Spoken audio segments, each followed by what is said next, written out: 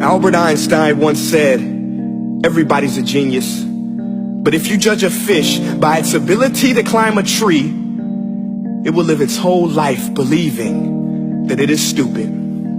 Ladies and gentlemen of the jury, today on trial we have modern day schooling. Glad you could come. Not only does he make fish climb trees, but also makes them climb down and do a 10-mile run. Tell me, school, are you proud of the things you've done?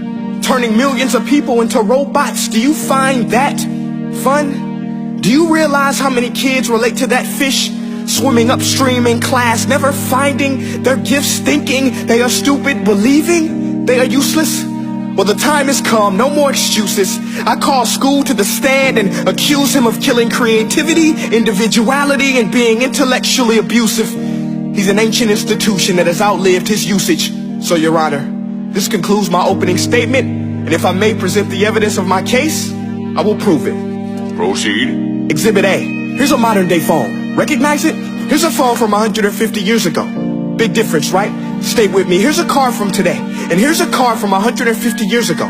Big difference, right? Well, get this. Here's a classroom of today, and here's a class we used 150 years ago. Now ain't that a shame? In literally more than a century, nothing has changed. Yet you claim to prepare students for the future? But with evidence like that, I must ask, do you prepare students for the future or the past?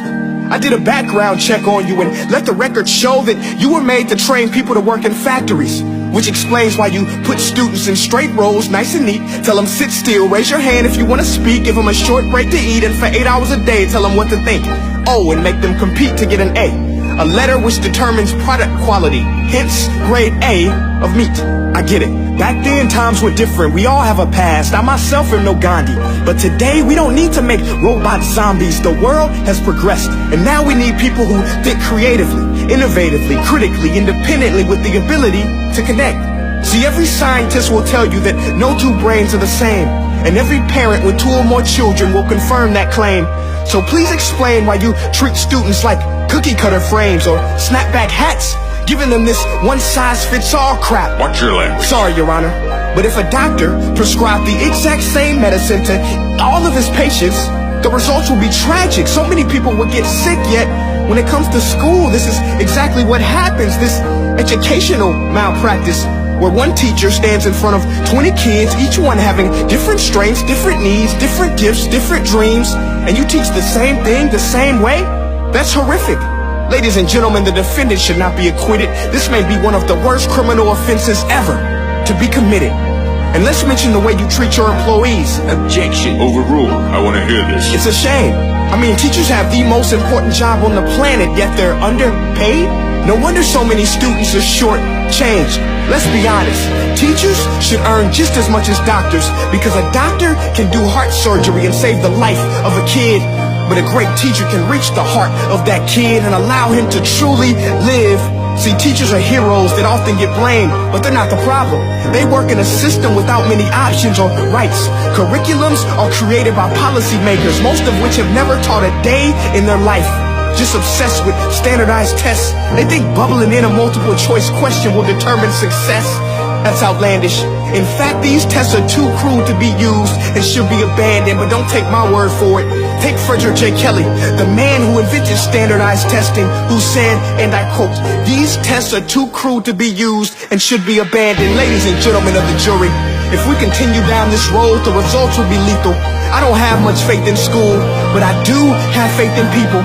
And if we can customize healthcare, cars, and Facebook pages, then it is our duty to do the same for education, to upgrade it, change it, do away with school spirit, because that's useless.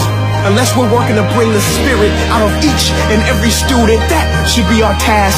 No more Common Core. Instead, let's reach the core of every heart in every class. Sure, math is important, but no more than art or dance. Let's give every gift an equal chance. I know this sounds like a dream, but countries like Finland are doing impressive things. They have shorter school days. Teachers make a decent wage. Homework is non-existent, and they focus on collaboration instead of competition. But here's the kicker, boys and girls. Their educational system outperforms every other country in the world. Other places like Singapore are succeeding rapidly. Schools like Montessori, programs like Khan Academy. There is no single solution, but let's get moving. Because while students may be 20% of our population, they are 100% of our future. So let's attend to their dreams, and there's no telling what we can achieve. This is a world in which I believe, a world where fish are no longer forced to climb trees. I rest my case.